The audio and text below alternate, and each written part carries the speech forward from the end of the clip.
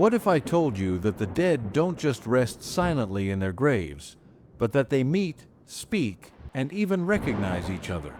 What if I told you that in the unseen world of Barzakh, the souls of believers gather like old friends reuniting after a long journey, while others are left in a haunting solitude? This is not fantasy. These are truths whispered through authentic narrations, passed down from the Prophet and his companions, giving us glimpses into a reality far beyond our imagination. Who are the ones greeted with joy, embraced by loved ones who passed before them? And who are the ones turned away, left to taste the bitterness of isolation? Tonight, we open the door to the mysteries of the grave, exploring how the dead meet and what they do, a hidden world that awaits every one of us. To truly understand how the souls of the dead meet, we must first step into the Quranic and prophetic description of Barzakh.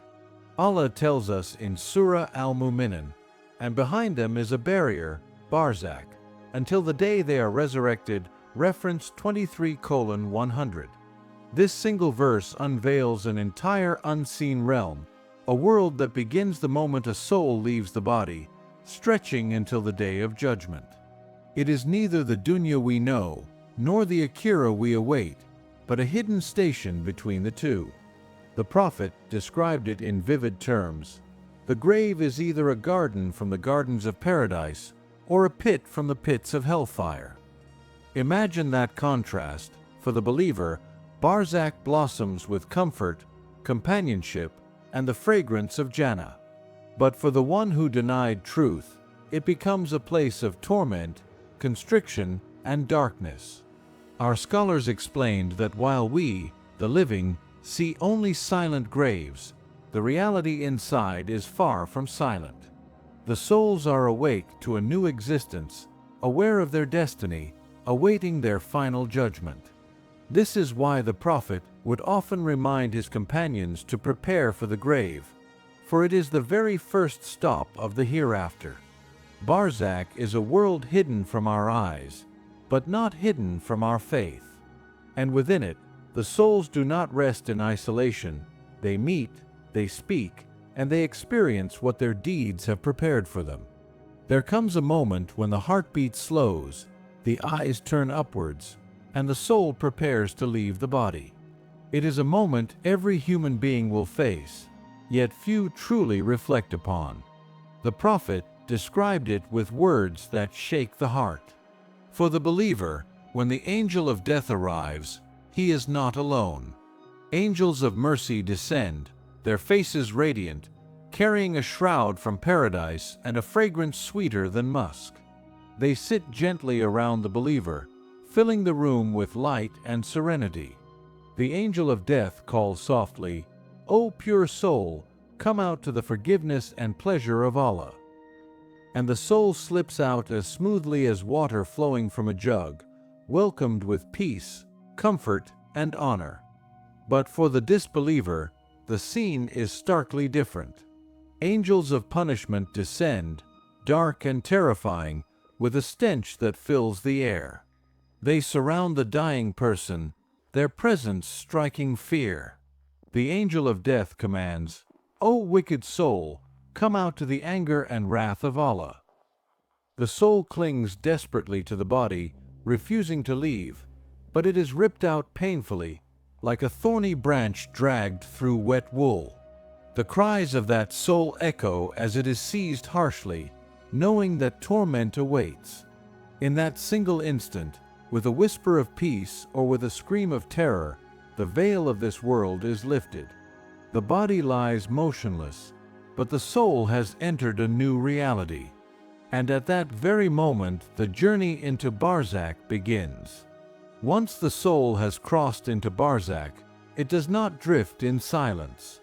The unseen realm comes alive with encounters far beyond what our eyes can perceive. Among the most striking narrations is that the soul of a believer is met by those who passed before him, relatives, companions, and friends who once shared life's struggles and joys. They rush toward him like family at an airport reunion, their faces radiant with excitement. They embrace, they recognize, and they welcome the newcomer into their circle. With eagerness, they ask, "What happened to so-and-so after us? Did he remain upon the faith? Did she follow the path of Allah?" The soul responds with news from the world of the living, bringing joy when he speaks of those still walking the path of Islam. But when the soul is silent, or when the news is bitter that someone turned away, lost themselves in disbelief, or died astray, sorrow spreads among them. They lower their heads, grieving over the fate of those they once loved. Imagine this scene: generations of believers gathered like a family around a fire, sharing stories of dunya, speaking of prayers made and trials endured, now united in a realm where time itself feels suspended. For them, Barzakh becomes a garden of comfort, filled with reunion, recognition, and hope. But what of the wicked soul? Narrations describe that when a disbeliever or hypocrite is seized, the gates of heaven refuse to open for him. Instead of a joyous reunion, he is cast down, rejected, alone. The souls of the wicked, instead of gathering in celebration, find themselves in a state of torment and despair, isolated from mercy. And so, Barzakh reflects the life we lived. For some, it is companionship, reunion, and the fragrance of paradise. For others, it is abandonment, rejection, and the shadow of hellfire. But the question lingers: when your soul arrives, who will be waiting for you? Not every soul is greeted with warmth and welcome. For the wicked soul, the journey through Barzakh is marked not by reunion, but by rejection. The Prophet told us, "The doors of heaven are not open for them, nor do they enter the gathering of righteous souls."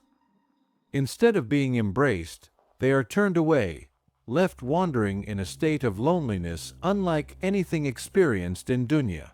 Imagine it: while the believers sit together, recognizing and asking about their loved ones, the wicked soul finds no familiar face, no comforting embrace, no voice to break the silence.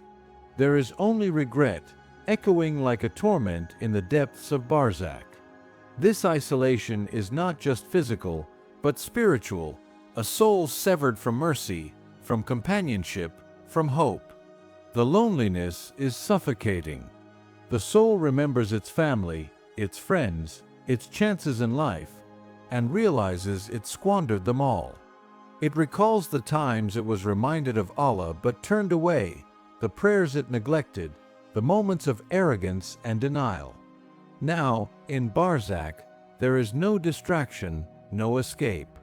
Only the weight of choices, heavy and crushing, pressing down as the day of judgment looms closer. The Prophet said of such souls that they are thrown down from the heavens, cast into their grave with a thud, left to face darkness and constriction. No greetings, no questions, only silence and despair. In Barzakh, life does not simply stop, it transforms. The soul experiences a new reality, one that reflects its deeds in dunya. For the believer, the grave opens like a window to paradise. The Prophet described how the grave expands as far as the eye can see, filled with light, coolness, and comfort. A fragrance sweeter than musk surrounds them, and angels bring glad tidings. In this peace, the believer rests, like a bride awaiting her beloved, knowing what lies ahead is only better. The souls of the righteous glimpse paradise, and they cry out in longing, "O Lord, hasten the hour, so that I may return to my family and enter my home in Jannah." Their anticipation is filled with joy, not fear, because every moment brings them closer to reunion with eternal reward. But for the disbeliever, the grave is no resting place. It becomes a prison. The Prophet told us that the grave tightens until the ribs interlace, crushing the body and suffocating the soul. Darkness replaces light, heat replaces coolness, and despair replaces peace. Their deeds manifest as punishment, striking them with every breath of regret.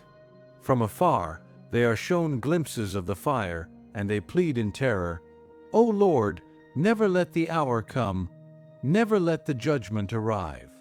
Because they know, the torment they face now is only a shadow of what awaits. This contrast is the essence of Barzakh, one soul resting in serenity, embraced by the mercy of Allah, the other trapped in torment, counting moments in dread. And between them lies the ultimate truth. What we do in this fleeting world shapes the eternity of our next. Barzakh is not silence.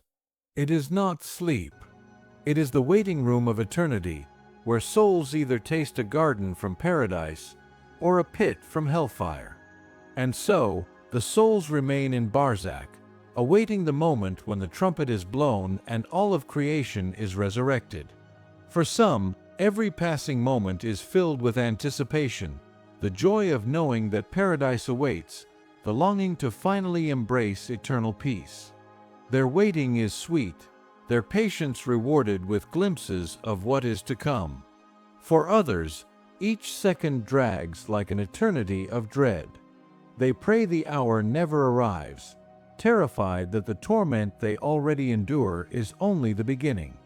This is the reality of Barzakh. It is not the end, but the pause before the ultimate truth. The grave does not erase our choices, it magnifies them. In this world, we still have the chance to decide, will our waiting place be a garden of paradise or a pit from hellfire? Barzakh is not a distant myth, it is a reality that every soul will enter. Our deeds, our prayers, our choices in this life will shape that waiting place, turning it into either a garden of comfort or a pit of despair. This world is our only chance to prepare, to repent, to draw closer to Allah before the moment of death arrives. So let us live with awareness, striving for deeds that bring light to our graves. May Allah grant us a resting place of peace, the companionship of the righteous, and protect us from loneliness and torment in Barzakh. Now that you know what awaits in Barzakh, the question is, will you prepare? Share this video so others may be reminded of the truth. Comment below with your reflections, and don't forget to subscribe to Light of Islam for more untold Islamic stories that awaken the heart and strengthen faith.